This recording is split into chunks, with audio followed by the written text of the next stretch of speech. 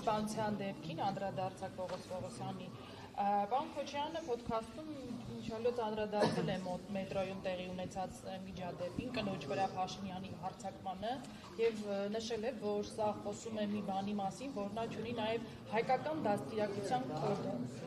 Չեմ պատկերացնում ինչպես կարելի է փոքր երեխան փողքը կնոջ հետ խոսել նման տոնով։ Ինձ համար դա ապշելու երևույթ է եւ դա դրսեւորվեց երկրի առաջնորդի կողմից։ Այդ մարդը հայության հետ կապ չունի։ Հայերեն լավ է խոսում, բայց հայկական կոդի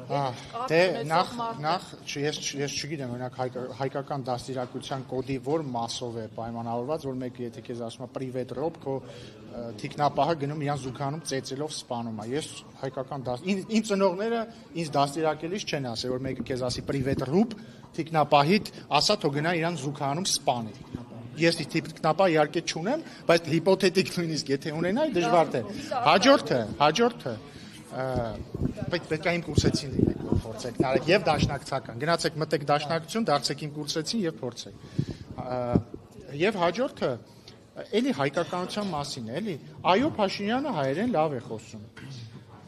Եվ այո, Փաշինյանը երբեք ռուսերեն լեզվով ինչ որ մեկին ձայնային հաղորդագրություն չի ուղարկել, ասելով, որ դուք ես ձեր հորդորով եկա մտա Հայաստանում քաղաքականություն, ինձ հանեք ստեղից։ Կրկին հորդորում եմ պարոն Քոչարյանին ասել, ով է իրեն հորդորել ռուսերեն լեզվով մտնել Հայաստանում քաղաքականություն եւ ում էր նախընտրում, որ իրեն հանել,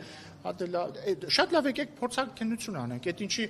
Արշակ Չակերտների մեջ Սրբազանի բանը ենթադրյալ տեսանյութը կտան փորձակնության, այս էլ եկեք տանք փորձակնության։ Ես առաջարկում եմ Ռոբերտ Քոչարյանին վերագրվող ձայնագրությունը տալ անկախ փորձակնության, ընդդեմ այդ ձայնագրությունը հրապարակվել էր արհեստական բանականության, ChatGPT-ից առաջ, այնքան հեշտ չէր այն ժամանակ սարքել։ Տանք փորձակնության հասկանանք, եւ եթե պարզվի, որ այդ ձայնագրությունը ճիշտ է, հասկանանք ում է ասել։ Եվ եթե պարզվի, որ իրոք ասել է, ես կարծում եմ մեր հանրությունը դրան պետք է արձագանք ունենա։ Պաստորեն դուրս կգա, որ մենք գործ ունենք ոչ թե քաղաքական գործչի, ոչ թե նախագահի, այլ ինչ որ կուսակալի եւ ագենտի հետ։ Իսկ ինչ են անում ագենտների հետ, բոլորը գիտեն։ Վերադառնալով կոդին եւ դաստիարակությանը։ Ինչ։ Դե ասեցի, համակարծիք եք, որ մետրոյում տեղի ունեցած բանավեճը կնոջ հետ խոսում է մարդու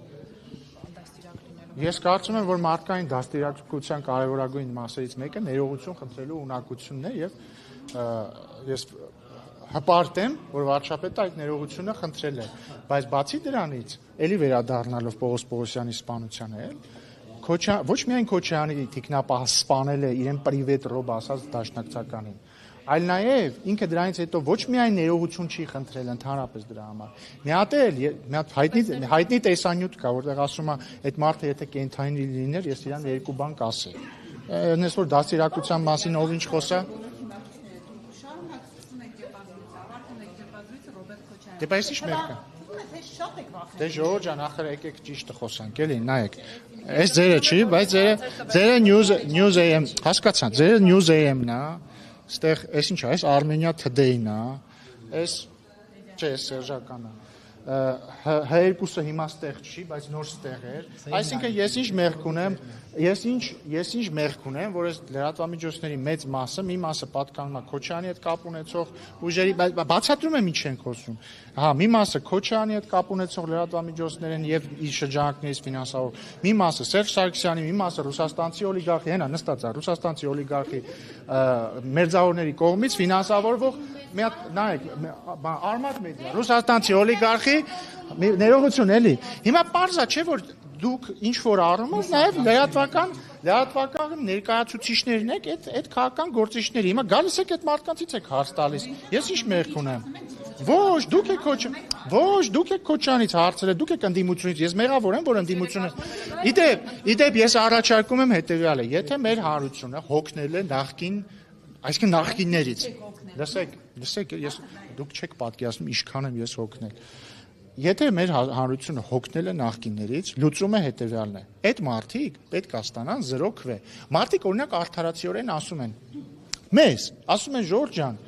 բանա, ինչ հետաքրքիր է, այս ընդդիմությունը գալիս է ինչից խոսա, թեկուզ օբյեկտիվ խնդիրներից։ Ֆռում ասում եք, բա դուք այ թալանչիներ։ Ասում են, սենց արդար չի ու ճիշտ են ասում, որովհետև դե հա, օբյեկտիվորեն դժվար է, մեկը ասենք եկել է իր խմբակցության կեսը ապօրինի գույքի բռնագանձման տակ է, իրանց խմբակցության չէ, իրանց ուժի ղեկավարը 200 միլիոն դոլար է իրանից պահանջում դատախազությունը, գալիս ինչ-որ բան են ասում։ Բայց մյուս կողմից, այո, դա սպանում է քաղաքականությունը, սպանում է բովանդակային զրույցը, բայց մարդիկ պետք է հասկանան, որ մենք չենք, չէ՞ Քոչարյանին ընտրել, որպեսզի գա այստեղ խմբակցություն ունենա։ Սերժ Սարգսյանի ֆրակցիան մենք չենք, չէ՞ ընտրել, մարդիկ են ընտրել։ Հիմա որպեսզի հաջորդ շրջափուլը 26-ից հետո չդառնա մոտարապես նույնը, երբ որ կլինի, ասենք, մի քանի խմբակցություն, մեկը Քոչարյանի էլիտակ, մյուսը ռուսաստանցի օլիգարխի, մյուսի կամ չգիտեմ, այլ օլիգարխի, պետք է այդ մարդկանց տալ 0 ձայն, պետք է ընտրել այն մարդկանց, ովքեր օրինակ նախ իրանց շահերի կենտրոնը Հայաստանում է, իրանք այլ երկրներ ինչ որ ձայնագրություններ չեն ուղարկում, ասում դուք եք ինձ հորդորել մտնել քաղաքականություն։ Պետք է մտնել մարդիկ, ում կապիտալն է Հայաստանում, ովքեր Հայաստանի քաղաքացի են, որտեղ դեսամարտությամբ Հայաստանի քաղաքացիները կարող են ընտրվել։ Պետք է ընտրել մարդիկ, ովքեր չեն վախենում խոսել։ Օրինակ, ռուսաստանցի օլիգարխը վախենում է խոսել, հասկանում եք, այդ մարդը վախենում է խոսել։ Ես ունեմ ենթադրություններ, իդեպ մի առաջարկ ունեմ, եթե ինքը վախենում է խոսել, որովհետև հայերեն նորմալ խոսել չգիտի, ես կարծում եմ բոլորիս համար ընդունելի կլինի, կամ ձեր համար չգիտեմ, իմ համար ես պատրաստ եմ այդ զողողությանը։ Թող ռուսերեն խոսի։ Եթե պարզվի, որ ինքը ռուսերեն էլ նորմալ չի կարողանում խոսի, այդ դեպքում չգիտեմ ինչ անել։ Այդ կներեք, բայց այդ դեպքում ես լուծում չունեմ։ Բայց ամենայն դեպս թող խոսի։ Եվ հետեւաբար լուծումը հետեւյալն է. այդ ուժերը պետք է ստանան 0 քվե, որպեսզի մենք ունենանք նորմալ խորհրդարան։ Պարոն Ռուբինյան, հայ-թուրքական հարաբերություններից ինչ նորություն ունեք։ Նորության դեպքում ես կհայտնեմ այս բանի նորություն չկա։ Չէ, չի կանգնեմ, բայց նոր ասելիք չունեմ, երբ որ